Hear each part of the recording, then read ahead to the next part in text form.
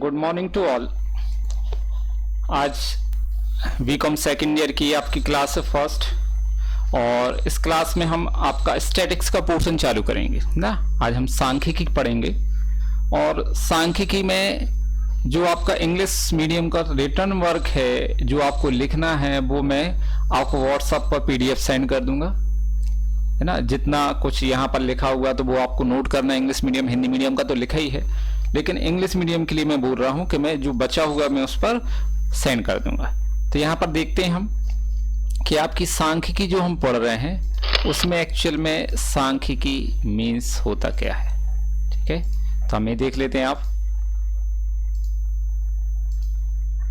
चल तो देखेंगे सांख्यिकी, यदि हम सामान्य बोलचाल की भाषा में बात करते हैं तो सांख्यिकी से ऐसे शास्त्र से है जिसमें आंकड़ों के आधार पर किसी समस्या का अध्ययन किया जाता है। आंकड़े जैसे भाई आप नॉर्मली देखते हैं हर साल आपकी मार्कशीट आती है ना।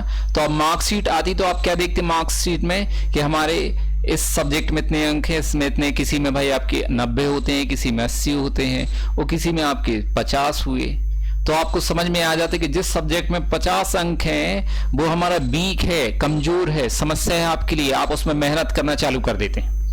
तो ऐसे ही यहां पर भी सांख्यिकी में आपके पास समंक दिए होते हैं, आंकड़े दिए होते हैं, डाटा होते हैं। डाटा, उन डाटाओं को हम क्या करते हैं, एक प्रकार से एनालाइज करते हैं, देखते हैं, और उसके आधार पर हम क्या निकालते हैं, अपनी समस्याओं का समाधान करते हैं। तो ये सामान्य, यदि हम किसी प्रोफेसर की बात करें, कोई परिभाषा देते हैं, जैसे हम बावले की बात करते हैं, तो बावले ने परिभाषा दी है सांख्यिकी गणना का विज्ञान है, कैलकुलेशन का साइंस होता है ना। सांख्यिकी क्या है, गणना का विज्ञान है। इसे उचित रूप से माध्यों का विज्ञान भी कहा जाता है। मीन जो बताया है आप पढ़ेंगे आगे, मीन, मोड, मीडियन, है ना, ये सब पढ़ना है आपके लिए। तो इन्होंने बोला सांख्यिकी जो है वो गणना का विज्ञान है, इसे उचित रूप से माध्यों का विज्ञान कहा जाता है, साइंस ऑफ मीन कहा जाता है। किसने बोला है, बावले ने कहा है। तो अब हम देखेंगे सांख्यिकी, भाई जितनी प्रैक्टिकल से रिलेटेड थ्योरी मैं आपको यहाँ पर बताता जाऊंगा। बाकी की थ्योरी है मैं आपको ऑफलाइन क्लास में ही बताऊंगा, कुछ आपको बुक्स में से बता दूंगा। यहाँ पर हम प्रैक्टिकल से रिलेटेड ही ज्यादा करेंगे। अब आगे देखते हैं सांख्यिकी डेफिनेशन के बाद हमें क्या देखना है कि भाई यहाँ पर केंद्रीय प्रवृत्ति की माप। अच्छा, एक और चीज, केंद्रीय प्रवृत्ति की माप जो है यहाँ पर देखेंगे हम। केंद्रीय प्रवृत्ति की माप में क्या क्या पढ़ना हमारे लिए, माध्य, मीन, माध्य का मीडियन, चतुर्थक, ठीक है, क्वार्टाइल, भूस्टिक, मोड, ये चीजें आपको पढ़ना है। इसको अपन क्या बोलते हैं, mean, median, quartile, boost, mode, ठीक है, सॉरी मोड आएगा। अब क्या है आपकी केंद्रीय प्रवृत्ति के माप, तो संपूर्ण आंकड़ों की केंद्रीय प्रवृत्ति को सरल एवं सारांश रूप से अभिव्यक्त करने वाली सांख्यिकी की माप जो हमें केंद्रीय बिंदु की स्थिति का ज्ञान कराती है, उसी को हम बोलते हैं केंद्रीय प्रवृत्ति की माप या सांख्यिकी माप कहलाती है। सेंट्रल पॉइंट होता है एक प्रकार से, ठीक है। अब सांख्यिकी माध्य को केंद्रीय प्रवृत्ति का माप इसलिए कहा जाता है क्योंकि व्यक्तिगत चर मूल्य अधिकतम इसके या उसके चारों ओर जमा होते हैं, ठीक है, क्योंकि उसके चारों ओर घूमते रहते हैं बाकी की चीजें। तो हम पहले देखेंगे यहां पर केंद्रीय प्रवृत्ति की माप में, ये देखो जैसे हम फॉर एग्जांपल ले लेते हैं यहां पर कि हमारे पास कुछ डिजिट हैं, जैसे ये मान लो 20 है, ये 30 है, ये 10 है, और ये आपका कितना है 50 ले लेते हैं हम, और ये ले लेते हैं हम 40, ठीक। ये लिए इनका हम टोटल करेंगे 0, ये कितना आएगा 15, 150 हो गया। इनका टोटल कितना हो गया 115। जब हम इसका एवरेज निकालेंगे 150 को हम कितने से डिवाइड करेंगे, एवरेज औसत निकालना है तो 5 है डिजिट, 5 से डिवाइड करेंगे तो कितना आएगा 5 3 या 15, 30, ठीक है। मतलब जो 30 अंक है, डिजिट है, उसके चारों ओर ये सब घूमते रहेंगे, आसपास ही रहेंगे। ठीक है, 30 इसके बिल्कुल 30 है, 20 बिल्कुल आसपास है, 10 है, 50 है, 40 है। तो ये चारों ओर उसके क्या होते हैं, एक सेंट्रल पॉइंट के आसपास घूमते रहते हैं, बोला है। तो ये कहलाता आपका माध्य, मीन कहलाता है। तो अभी हम आगे जाके पढ़ेंगे इसके बारे में और क्या है। तो अभी हम देखते हैं कि जो आपके माध्य होते हैं उनकी टाइप्स क्या हैं, कितने टाइप्स के होते हैं। तो ये 5 हैं। पहला हम देखते हैं टाइप्स ऑफ मीन। तो क्या है आपका, ये आपका होता है माध्य। ठीक, इसको हम x बार से डिनोट करते हैं, मीन। ठीक, x बार से डिनोट करते हैं। सेकंड देखेंगे हम क्या होता है माध्यिका, इसको हम m से डिनोट करते हैं। किससे डिनोट करते हैं, m से। मीडियन कहते हैं। ठीक है, क्या कहलाता, मीडियन कहलाता है। फिर क्या होता है आपका थर्ड भूस्टक मोड, इसको हम z से डिनोट करते हैं, जो कि क्या कहलाता है आपका मोड कहलाता है। ठीक, फिर फोर्थ होता है आपका गुणोत्तर माध्य, इसको हम gm से डिनोट करते हैं। ठीक है, और फिफ्थ होता है आपका हरात्मक माध्य, इसको हम hm से डिनोट करते हैं। हार्मोनिक मीन और ज्योमेट्रिक, एक हार्मोनिक मीन होता है, एक ज्योमेट्रिक मीन, गुणोत्तर माध्य है आपका। ठीक है, तो यहाँ पर एक 5 टाइप के 5 प्रकार के माध्य आपको पढ़ना। सबसे पहले हम इसके बारे में बात करते हैं ना, इसको पढ़ेंगे सबसे पहले। और यहाँ से आपके बहुत सारे बेसिक भी क्लियर हो जाएंगे, और बाकी यहाँ तो आपको कम मेहनत करना पड़ेगी। सबसे ज्यादा मेहनत यहाँ फर्स्ट वाले में, सेकंड वाले थर्ड फोर्थ में थोड़ी सी कम। यहाँ आपका बेसिक कंप्लीट होगा फर्स्ट चैप्टर में। ठीक है, फर्स्ट पॉइंट में आपका। तो अब हम देखते हैं आगे कि यदि हम बात करते हैं ये वाले, तो पहले हमें जो श्रेणी पढ़ना है। सांख्यिकी में जो श्रेणियां होती हैं वो कितने प्रकार की, 3। इनको हम आवंटन के आधार पर श्रेणियों के प्रकार बता रहे हैं यहाँ पर। तो जो थ्योरी में लिखा है वो अलग बात है, जो हम प्रैक्टिकल में पढ़ेंगे वो आपको हमारे हिसाब से समझना होगा कि प्रैक्टिकल में क्या है। भाई व्यक्तिगत श्रेणी जो है, ठीक है, तो व्यक्तिगत श्रेणी में देखो क्या बोलते हैं हम इसको, इंडिविजुअल सीरीज। ठीक है, इंडिविजुअल सीरीज। इंडिविजुअल सीरीज क्या है, जिस श्रेणी में प्रत्येक पद पूर्णतः स्वतंत्र होता है तथा प्रत्येक पद को व्यक्तिगत एवं स्वतंत्र रूप से महत्व दिया जाता है, उससे हम व्यक्तिगत श्रेणी कहते हैं। ठीक, वो कैसे होते हैं, पर्टिकुलर इंडिपेंडेंट होते हैं। ठीक, जैसे इंडिविजुअल सीरीज में देखो, individual series is a statical series in which the all the observation are listed out and all the observation have to frequency. For example, जो दिया हुआ आपका for 1 से लेके 8 तक दे दिए हैं, 1 2 3 4 5 6 7 8 81 2 3 4 5 6 7 8, ये सब कैसे हैं आपके इंडिविजुअल सीरीज हैं। कुछ रिपीटेड भी हैं, इससे हम फ्रिक्वेंसी भी बनाते हैं। तो आप तो सिंपल भाषा में आप समझ लें, यहाँ पर मैं आपको समझा देता हूँ, ये चीज याद रखना है। ये चीज जो है आपको लिखने के लिए है एग्जाम में, जो आपको प्रैक्टिकल में समझना मैं वो आपको बता देता हूँ कि एक लाइन वाली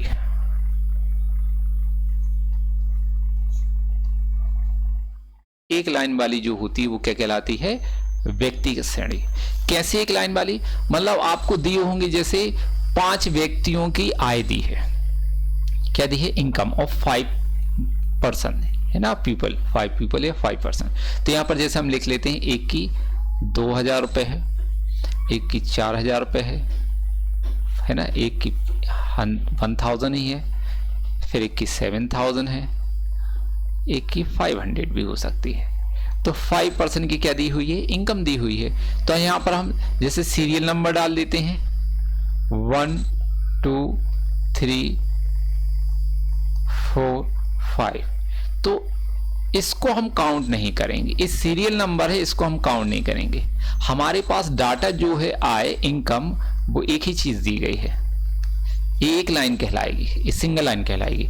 इसलिए इसको हम क्या बोलेंगे, व्यक्तिगत श्रेणी। सीरियल नंबर को हम लाइन में इंक्लूड नहीं करते हैं।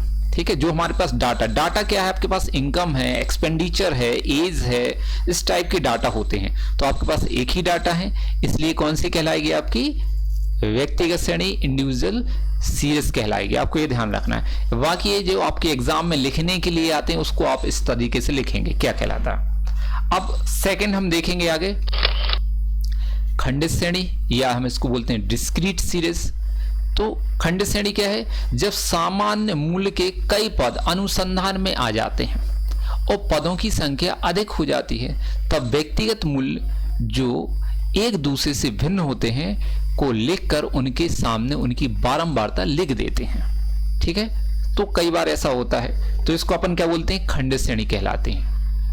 दूसरा, इसको यदि हम इंग्लिश में देखेंगे तो डिस्क्रीट सीरीज क्या है? Discrete series is a statical series in which all the observation are listed out along with their corresponding frequency in the form, है ना, form of a table.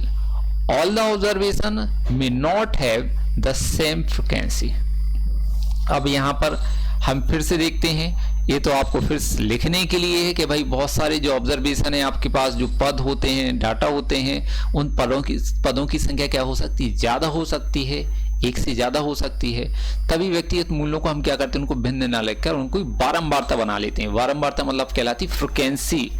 ये जो दी है बारंबारता क्या कहलाती? आवृत्ति, फ्रिक्वेंसी बोलते हैं। हम इसको एफ से डिनोट करते हैं। किससे? एफ से शो करते हैं, एफ। अब एग्जाम्पल के तौर पे हम आपको बता देते हैं कि आपकी स्कूल में कुछ बच्चे हैं, है ना, जैसे हम ले लेते हैं यहाँ पर सीरियल नंबर, ये ले लिए सीरियल नंबर, ठीक, 5 बच्चे कोई बात कर लेते हैं हम। ये एक्चुअल में 5 बच्चे नहीं है, सीरियल नंबर लिए हैं। यहां पर हम ले लेते हैं एज, ठीक, एज ले ली। तो यहां पर ये सीरियल नंबर ना लेके हमने क्या ले लिया? Number of student. यहां लिख लेते हैं हम नंबर ऑफ स्टूडेंट, ऐसे लिख लेते हैं, ठीक, छात्रों की संख्या। अब यहां पर हमने एक छात्र जिसकी एज कितनी है, आप मान लेते 12th क्लास के छात्र हैं, और एक छात्र जिसकी एज कितनी है? 21। हो गया होगा फेल, ठीक, 21 एज है। 2 छात्र ऐसे हैं जिनकी एज कितनी है? हम मान लेते हैं 17, ठीक। 4 छात्र ऐसे हैं जिनकी एज कितनी है? 19। 4 स्टूडेंट या छात्र ऐसे जिनकी एज कितनी है? 16। और 5 छात्र जिनकी एज है उनकी कितनी है? 18। ऐसे, ठीक। तो ये जो एज दी हुई है, ये number of student, number of person जो होता है वो एफ कहलाता है, फ्रिक्वेंसी। तो यहां पर हमारे पास 2 प्रकार के डाटा हैं। एक डाटा जो दिया हुआ है वो है आपका एज, दूसरा डाटा दिया है वो क्या है? आपका नंबर ऑफ स्टूडेंट, मतलब छात्रों की संख्या। तो इस प्रकार से हम बोलेंगे सरल भाषा में कि आपकी जो खंडित श्रेणी, ये आपके प्रैक्टिकल से रिलेटेड ही हम बता रहे हैं यहां पर कि इसको हम कैसे समझेंगे। तो 2 लाइन वाली,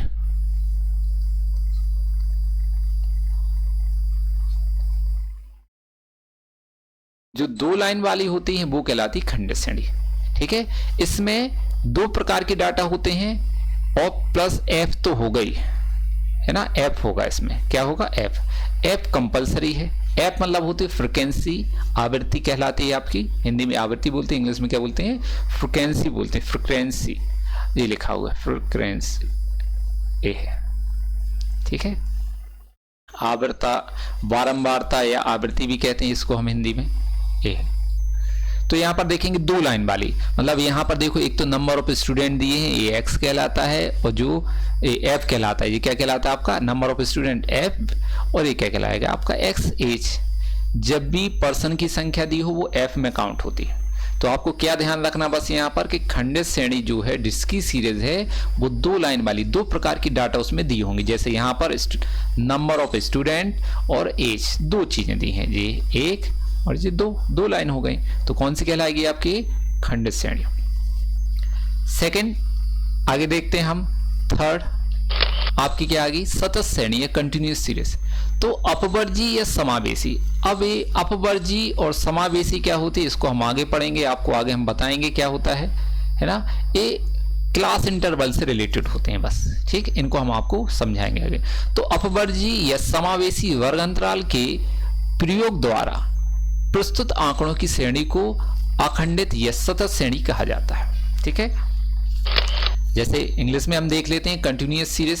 तो continuous series is statical series in which all the class interval along with their corresponding frequency are listed out in the form of a table. All the class interval may not have the same frequency, ठीक है। तो इन सभी class interval की same frequency नहीं है। तो यहां पर देखेंगे अब हम अपवर्जी और समावेशी, ठीक, इंक्लूसिव और एक्सक्लूसिव। अपवर्जी को और समावेशी को हम क्या बोलेंगे, इंक्लूसिव और एक्सक्लूसिव। तो यहां पर आगे देखेंगे हम सतत श्रेणी में क्या बोलेंगे कि सतत श्रेणी हम पहचान बता देते हैं। तो पहचान कैसे, जैसे उन दो में पहले व्यक्तिगत श्रेणी में हमने क्या पहचान बताई थी कि एक लाइन वाली होगी सिंगल लाइन जिसमें एक ही प्रकार की डाटा होंगे।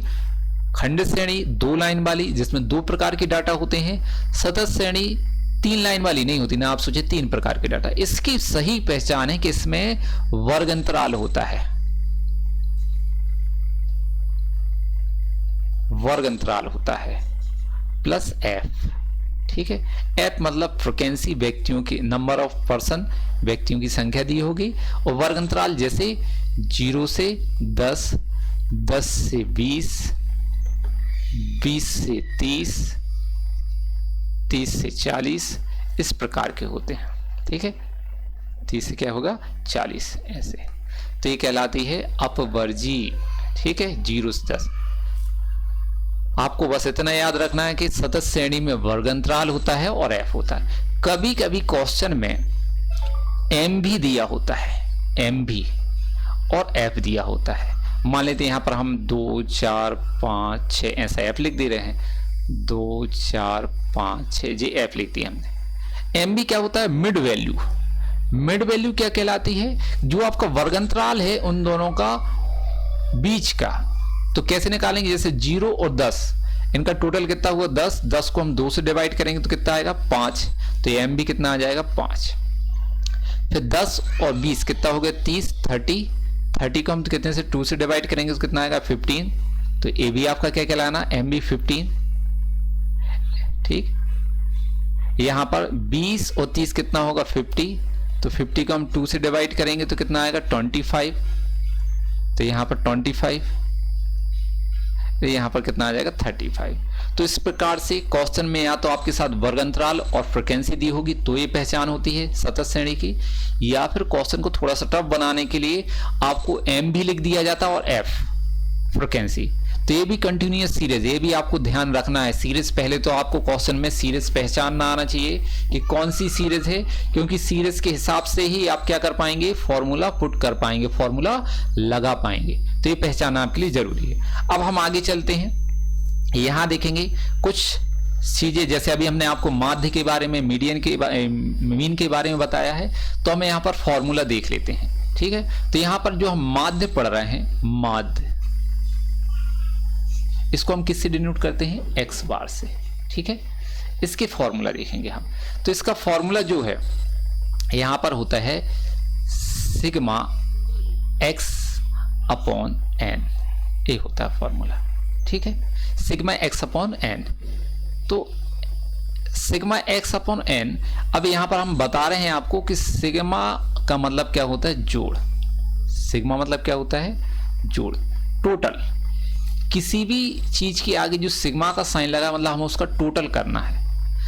जो एक्स है वो क्या है, आपका डाटा दिया होगा या समंक बोलते हैं जिनको हम हिंदी में, है ना। जैसे व्यक्तियों की आय है, आयु है, ठीक, सब्जेक्ट हो सकते हैं, तो इस प्रकार की डाटा, सब्जेक्ट के अंक हो सकते हैं, तो ये प्रकार के क्या दिए हुए हैं, डाटा दिए होते हैं। फिर एन जो होता है ये होता है पदों की संख्या,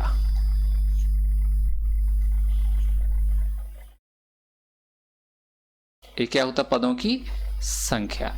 अब n पदों की संख्या, या इसको बोलेंगे हम number of item, number of items, ये कहलाता है नंबर ऑफ आइटम्स, या पदों की संख्या। ये हमारा एक्स बार का फॉर्मूला है। ये सिर्फ किस श्रेणी का है? व्यक्तिगत श्रेणी का। खंड श्रेणी का अलग होगा, सतत श्रेणी का अलग होगा। अभी हम किसकी बात कर रहे हैं? सिर्फ व्यक्तिगत श्रेणी में बात कर रहे हैं कि व्यक्तिगत श्रेणी में आपका एक्स बार ये है। अब इसमें भी दो मेथड होती हैं। जब हम एक्स बार निकालते हैं, एक्चुअल में है तो तीन मेथड, आपको तीनों पढ़ना है, प्रत्यक्ष विधि, अप्रत्यक्ष विधि और पद विचलन विधि। ठीक है, तो पहले हम कौन सी देखते हैं? प्रत्यक्ष और अप्रत्यक्ष देखते हैं, फिर उसके बाद हम आपको पद विचलन विधि बताएंगे। Deviation method, direct method, indirect method. तो यहां पर हम लेंगे, यहां पर प्रत्यक्ष विधि ले लेते हैं। फर्स्ट जो हम बात कर रहे हैं प्रत्यक्ष विधि है, प्रत्यक्ष विधि है ना, डायरेक्ट मेथड।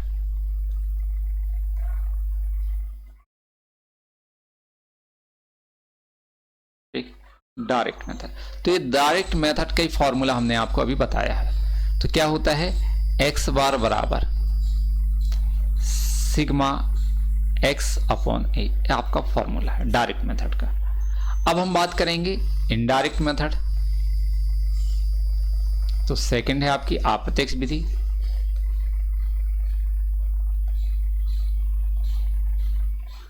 अप्रत्यक्ष विधि, अप्रत्यक्ष विधि में आपका फॉर्मूला होता है x bar equal to a plus sigma d x upon n. ये प्रत्यक्ष विधि के लिए बता रहे हैं हम सिर्फ। अब यहां पर एक्स बार तो डिनोट करता है माध्य के लिए, ए क्या कहलाता है? तो हम लिखेंगे ए बराबर होता है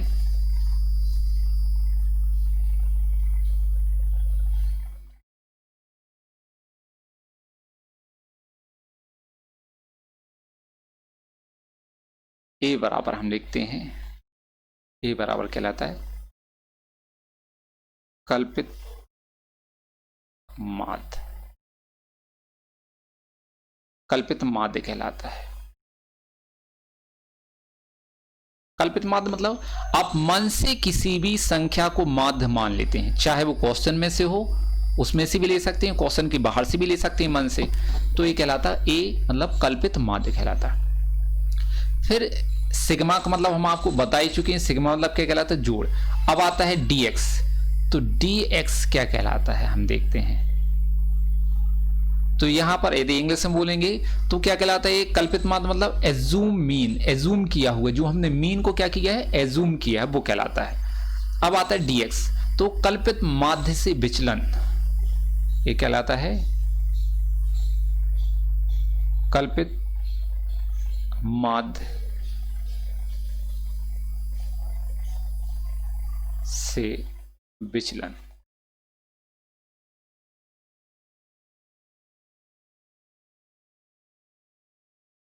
है ना, इसको अपन क्या बोलते हैं इंग्लिश में? डेविएशन फ्रॉम एज्यूम मीन, है ना, कल्पित माध्य से विचलन जो लिए हैं, अंतर। विचलन मतलब क्या कहलाता है? इस विचलन का मतलब कहलाता है अंतर, और अच्छे में हिंदी में आपको समझने के लिए अंतर, लेकिन आपको विचलन शब्द ही उपयोग करना है। ठीक, स्टैटिक से थोड़े से वर्ड पे आप ध्यान देंगे। तो डेविएशन फ्रॉम मीन, कल्पित माध्य से अंतर, ये हो गया। एन हम आपको बता ही चुके हैं, एन मतलब क्या होता है? पदों की संख्या, जो ऊपर ये बताया हुआ था हमने, ये वाला पदों की संख्या, नंबर ऑफ आइटम क्या है। तो ये चीज हमने आपको बता दी। प्रत्यक्ष विधि डायरेक्ट मेथड के फॉर्मूले और अप्रत्यक्ष विधि इनडायरेक्ट मेथड के फॉर्मूले, उनको एक एक चीज हमने आपको समझा भी दिया है। अब हम आगे चल के बात करेंगे। अभी एक मेथड और है आपकी, डेविएशन मेथड, है ना, पद विचलन विधि भी है। तो अब जो प्रत्यक्ष विधि और अप्रत्यक्ष से आप किसी भी चीज से करेंगे, आंसर तो एक ही आएगा क्वेश्चन का, है ना। आप दोनों से भी कर सकते हैं, क्वेश्चन में जो लिखा होगा हम उसके आधार पे करेंगे। तो आगे हम देखेंगे आपका एक क्वेश्चन हम कैसे सॉल्व करेंगे। तो देखो यहाँ पर लिखा है, एक मासिक परीक्षा में 10 विद्यार्थियों द्वारा अर्थशास्त्र में प्राप्त निम्न अंकों से समांतर माध्य की गणना कीजिए, है ना। Calculate arithmetic mean from the following marks obtain by 10 student in a monthly test in economics. Monthly test के मार्क्स दिए इकोनॉमिक्स के, अपन को क्या निकालना? अर्थमेटिक मीन है ना। हमने आपको बताया ना मीन जो आपका माध्य वो निकालना है। तो इसके लिए हम क्या करेंगे, सबसे पहले देखेंगे एक टेबल बनाना पड़ेगी हमारे लिए। अब यहाँ पर मेथड नहीं लिखी, कौन सी मेथड करना है, हम फ्री हैं, कोई भी मेथड यूज कर सकते हैं। ठीक, तो यहाँ पर एक टेबल बनाते हैं हम। यहाँ लिखेंगे रोल नंबर। एक्चुअल में ये कौन सी सीरीज है आपको पता होनी चाहिए, ये इंडिविजुअल सीरीज है, व्यक्तिगत श्रेणी। क्यों? क्योंकि रोल नंबर तो किसी के भी हम दे सकते हैं, जैसे सीरियल नंबर होते हैं। यहाँ पर हमारे पास जो डाटा है वो एक ही है। कौन सा डाटा है यहाँ पर? प्राप्तांक। ये डाटा मतलब एक लाइन वाला है, तो व्यक्तिगत श्रेणी कहलानी है आपकी इंडिविजुअल सीरीज। तो यहाँ पर हम लिख देंगे रोल नंबर, कितने 10 स्टूडेंट हैं, 1 2 3 4 5 6 7 8 9 और ये 10। ये हमने इनके क्या लिख दिया, रोल नंबर लिख दिया। यहां पर हेडिंग डाल देंगे हम माध्य की गणना।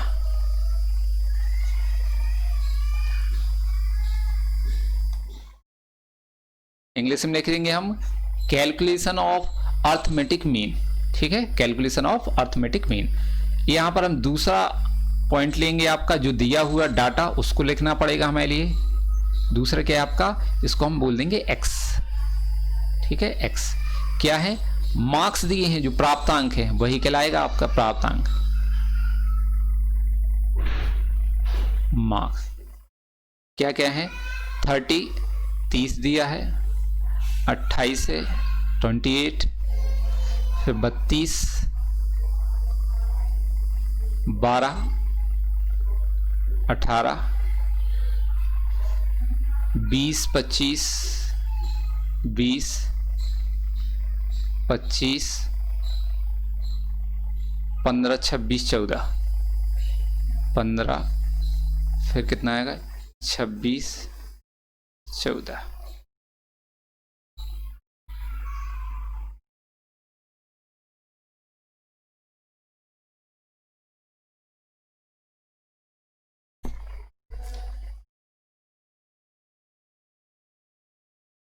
यहाँ पर हमें टोटल करना पड़ेगा, इन सबका हम टोटल कर लेते हैं।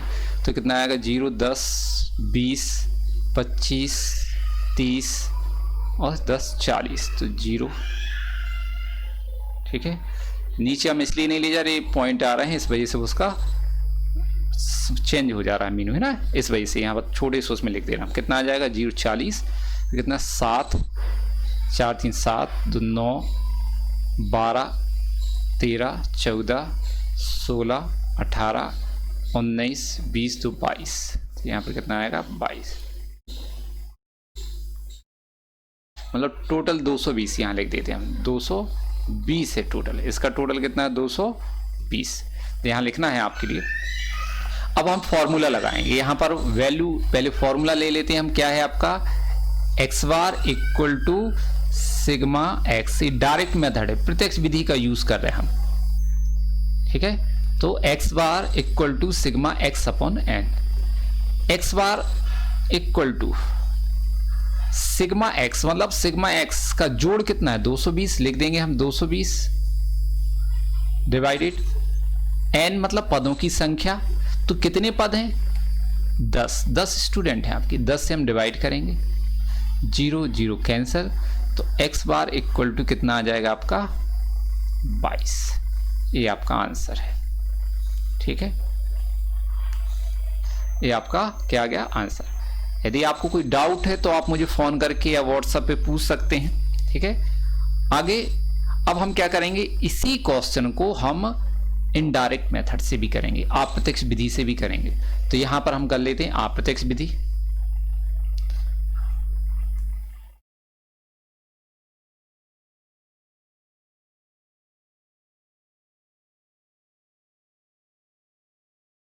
इनडायरेक्ट मेथड,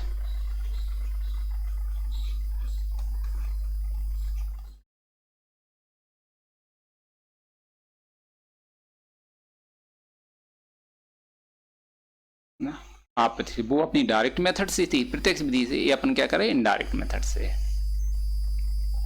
रोल नंबर वही आपके ना, रोल नंबर ले लेंगे, क्वेश्चन वही है आपका, उसी को कर रहे हैं अपन दोबारा से।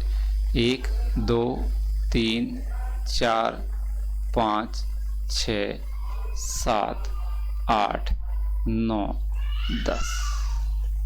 यहां पर हम क्या लेंगे, x प्राप्तांक,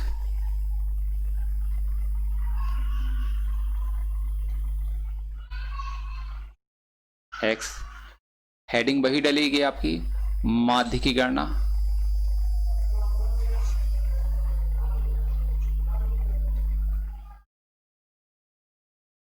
ठीक है।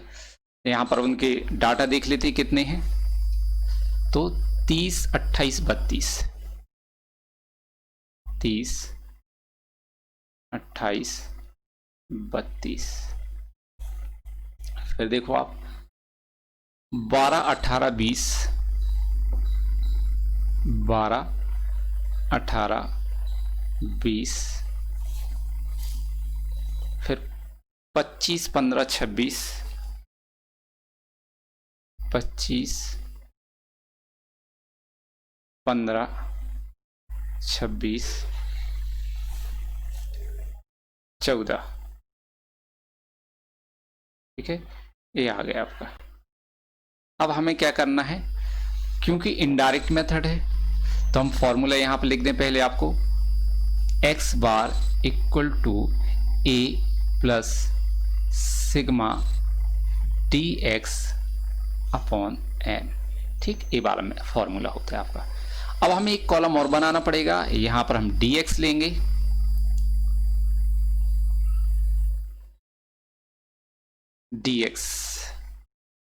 dx हमने बताया था कल्पित माध्य से अंतर। तो आपको जो प्राप्तांक दिए इन्हीं में से आप किसी को भी मन से मान लेते हैं dx, है ना, जरूरी नहीं इसमें से माने, बाहर से भी मान सकते हैं, लेकिन अपन इसमें से इसलिए मान लेते हैं क्योंकि एक अंक का अपना थोड़ा सा कैलकुलेशन बच जाता है, तो आप मन से मान लेते हैं dx। अपन मन से क्या मान लें बताओ आप, यदि आप नहीं मानते हैं तो फिर हम मान लेते हैं। तो हम क्या संख्या मान लेते हैं, 20 को हमने मन से मान लिया dx। तो जिसको dx माना उसके सामने हम क्या रखेंगे, 0। अब 20 से कंपैरिजन करेंगे ऊपर वाले की और नीचे वाले की, छोटे हैं या बड़े। यदि बड़े हैं तो प्लस में लिखेंगे और छोटे हैं तो उनको माइनस में लिखेंगे। जैसे 20 से 18 क्या है, छोटे, तो इनको लिखेंगे -2। कितने छोटे हैं, 2। फिर 20 से 12 कम है, कितने कम है, -8। फिर 20 से 32 ज्यादा है, कितने ज्यादा है, 12, तो प्लस के 12। फिर 20 से 28 ये भी ज्यादा है, तो प्लस के कितने लिखेंगे हम, 8। फिर 20 से 30 बड़े हैं, कितने ज्यादा हैं, 10, तो प्लस के 10। ऐसे नीचे वाले देखेंगे 20 से 25, तो 25 ज्यादा है 20 से, कितने ज्यादा हैं, 5, तो प्लस के 5 आएगा। फिर 20 से 15 छोटे हैं, कितने छोटे हैं, 5, तो माइनस के 5 आएंगे। 20 से 26 क्या है, बड़े हैं, तो प्लस के 6 आएंगे। और 20 से 14 छोटे हैं तो माइनस के 6 आएंगे। अब क्वेश्चन में क्या लिखा, हमें सिग्मा dx, तो इनका टोटल करना है, तो माइनस वाली अलग करेंगे हम, प्लस वाली अलग कर लेंगे। तो देखो प्लस वाली माइनस वाली, पहले माइनस वाली देख लेते हैं, माइनस कितने हैं, 6। हम चाहें तो डायरेक्ट भी कर सकते हैं, लेकिन आपको समझाने के लिए हम बता दे रहे हैं। यहाँ पर पहले प्लस वाली कर लेते हैं, कितना है, 10 10 20 30 30 5 35 और 6 41, तो प्लस के यहाँ पर है 41। अब माइनस के देख लेते हैं, तो 8 2 10 और 5 15 और 6 21। इसको हमने जी माइनस के करेंगे तो क्या माइनस करने क्या बचेगा, 0, यहाँ पर 2, तो ये क्या बचा आपके पास, प्लस का 20 बचा है। मतलब यहाँ पर जो इनका टोटल आएगा सिग्मा dx वो कितना आएगा, +20, ये ज्यादा है। अब फॉर्मूले में रख देंगे हम, तो x बार बराबर a, मन से माध्य क्या माना था, तो 20, तो 20 लिख दो, प्लस जे लिखा है 20 मन से कल्पित माध्य, प्लस सिग्मा dx का टोटल कितना आ रहा है, 20, ये लिखा है सिग्मा dx का टोटल। और n क्या होता है, नंबर ऑफ आइटम, पदों की संख्या। तो कितने पद हैं, देखो रोल नंबर कितने, 10 व्यक्ति हैं, तो 10 से भाग दे दो, 0 0 कैंसिल। तो यहां पर क्या आएगा, x बार बराबर 20 + 2, तो x बार बराबर क्या आएगा, 22। देखो आ गया ना, वही आंसर जो हमने डायरेक्ट मेथड से किया था वही आंसर आपका कैसे आ गया, इनडायरेक्ट मेथड से आ गया। यदि क्वेश्चन में आपको कोई भी डाउट होता है, कोई भी प्रॉब्लम है, तो आप मुझसे फोन करके पूछ सकते हैं, व्हाट्सएप पे भी भेज सकते हैं, मैं आपका उनका आंसर दूंगा। ठीक है, धन्यवाद। तो आगे की क्लास हम कल देखेंगे।